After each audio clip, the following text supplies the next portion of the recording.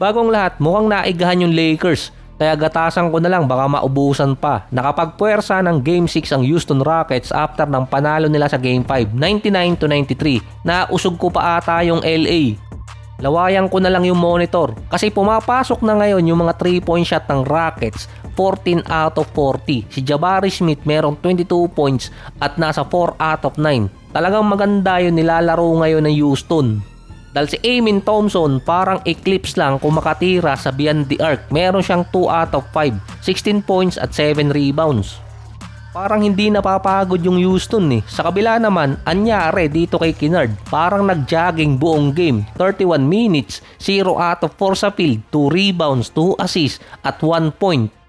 Naka-ready pa naman yung NBA story ko sa kanya, sayang. Walang masyadong spacing din kay Kennard, hindi tulad ng first 3 games ng Lakers at mukhang nauubusan din. Sabi nga sa comment section, kabado daw, pero hindi. After pa lang nung Game 3 sa overtime, sinabi na ni Redick na merong poproblemahin yung Lakers.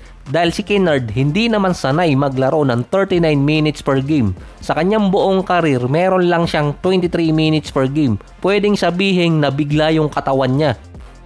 Yung isa or dalawang game na meron kang 39 minutes per game, pwede pa siguro eh. Mas fresh pa si Kennard nun. Pero yung buong series, maglaro ka ng mahigit 39 minutes or 35 minutes, talaga mauubusan. Napikon pa si Lebron dito kay Sengun, nakipag-trash talkan pa. Tinawag niyang malambot na matangkad ito si Sengun. Bad game pa nga si Sengun kung tutuusin, 14 points, 9 rebounds, 8 assists. Pero good game yun kung low scoring game, katulad ng Game 5. Mukhang tama rin yung sinabi ni Sengun noong nakaraan na mas bata sila kumpara sa Lakers at mas mabilis makarecover dahil 3 player ang ginamit ngayon ng Rockets na naka 40 minutes pataas. Shorter rotation din. At parang sakuragi lang din yung mga player ng Rockets na halos nagsisimula pa lang yung series.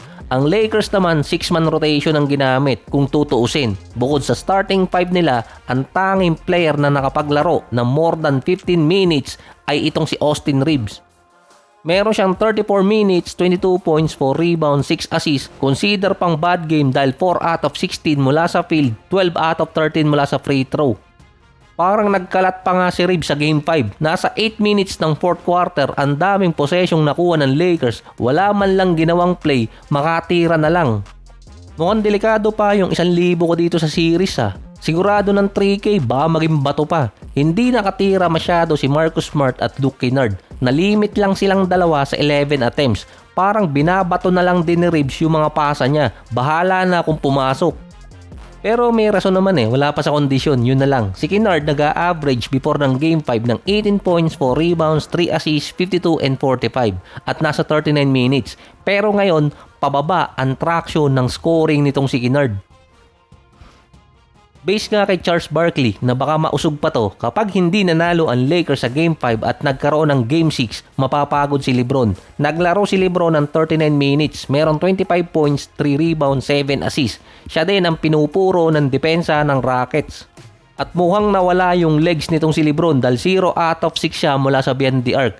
Ang magiging interval pa ng Game 5 at Game 6 nasa isang araw, bibiyahe papuntang Houston ng Lakers. At kung sakali na masulot ng Houston ang Game 6 puwera usog, babalik sa Game 7 sa Los Angeles na another 1-day interval. At kung si Lebron maglaro ulit ng more than 39 minutes, yari ang LA dun. Sa first 3 games, low scoring na ang series ng Lakers at Rockets, 106 to 100 points per game. Sa first 3 games din ng Lakers, 10 player ang ginagamit, pero 8 players ang lagpas 15 minutes pataas. Si Rui, Kennard at Lebron nag-a-average ng 40 minutes pataas pa. Sa Rockets naman 12 players pero 7 player ang merong 15 minutes pataas. Sinisingit nila yung ibang player para makapagpahinga yung 3 player na merong 40 minutes.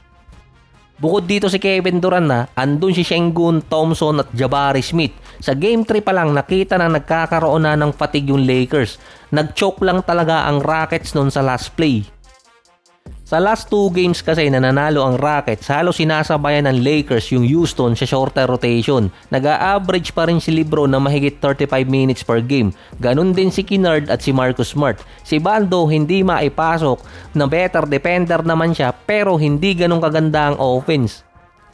Base kay Redick, problema talaga nila sa last 2 games turnover. Meron kasi silang 15 sa game 5. Nasa 18 points ang na-convert ng Rockets. Base din kay Redick, hindi talaga sila makascore. Pero ang kalaban nga nila fatigue. Pagurin lang ng Rockets si LeBron at si Reeves habang wala pa sa kondisyon. May chance ang Rockets sa game 6. Based din kay Marcus Smart nung tinanong siya nung game 4 kung inaabutan na ba ng fatigue itong Lakers, hindi niya direktang sinabi. Dahil ang sinagot talaga nitong si Marcus Smart, mental at physical. Yung mga legs nila hindi na sumusunod. Kahit yung simple mga pasa, hindi na rin makuha ng mga player. Tapos si Jake LaRabia pa kumain pa ng popcorn kaya nadudulas yung bola. Kahit si Redick inamin game 3 pa lang nung mag-overtime. Nanalo nga sila pero may nakuha ang Houston. Nauubusan ang Lakers na abutan ng pagod. Na-drain ng Rockets nung game 3 yung rotation ni Redick. Ang pinaka-best way ng Lakers talunin ng Rockets sa game 5 kaso hindi nangyari. Pero may pag-asa sa game 6 at pwede pa sila makapagpahinga. Kahit sinabi ni Sengun na mas bata sila at mabilis makarecover, imposibleng hindi rin sila napapagod at nadidrain. Ang tanging pwedeng maging solusyon pa ng Rockets doon kung makakabalik si Kevin Durant dahil nasa day-to-day status siya.